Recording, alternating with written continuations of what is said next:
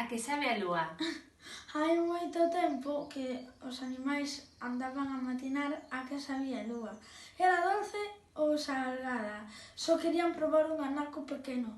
Polas noites miraban ansiosos para o ceo. Estarrincábanse e estiraban o pescozo, as pernas e os brazos, tentando collela. Era todo en balde e o mesmo animal máis grande non foi quen de tocala. Un bo día, a pequena tartaruga decidiu subir a montaña máis alta así poder chegar á lúa. Desde alá arriba a lúa estaba máis preto, pero, aínda así, a tartaruga non puido tocala. Entón, chamou polo elefante. Se sobes ao meu lombo, poida que cheguemos onda ela. A lúa pensou que se trataba dun xogo e conforme o elefante se achegaba, ela arredouse un pouco. Como o elefante non pudo tocar a lúa, foi chamar pola xirafa. Se sobes enriba do meu lombo, ao mellor alcanzámola. Pero ao ver a xirafa, a lúa subiu algo máis. E a xirafa malia estirar o pescozo, tampouco acadou o seu propósito. E chamou pola cebra. Se te pos enriba miña, quizá cheguemos moi preto dela. E a lúa collerelle justo ao xogo. E volveu a subir outro chisco. A cebra esforzouse moito, pero non pudo tocar a lúa. E chamou polo león.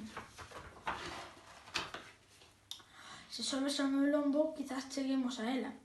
E a lúa, cando avistou o león, apartouse de novo un anaco.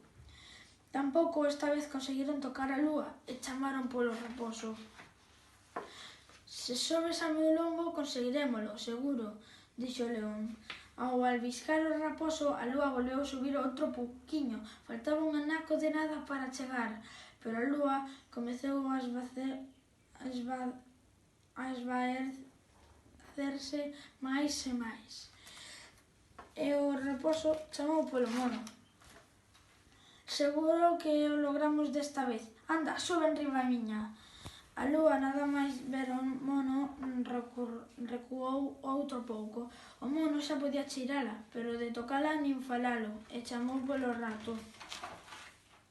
Se subes encima do meu lombo, verás como conseguimos. A lúa viu o rato e pensou: un animal tan pequerrecho non me poderá coller. E como empezaba a estar aburrida daquel xogo, a lúa ficou onde estaba. Entón, o rato subiu por enriba da tartaruga, do elefante, da xirafa, do león, do raposo, do mono e... Crash! Dunha sentada arrincou un anaquiño da lúa.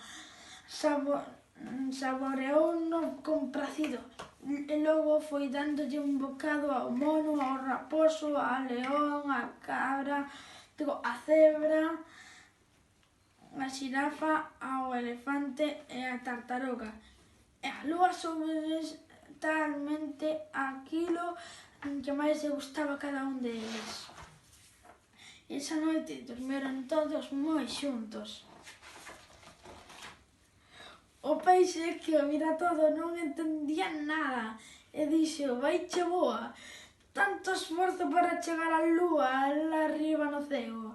Non verán que aquí abaixo na auga hai unha máis cerca?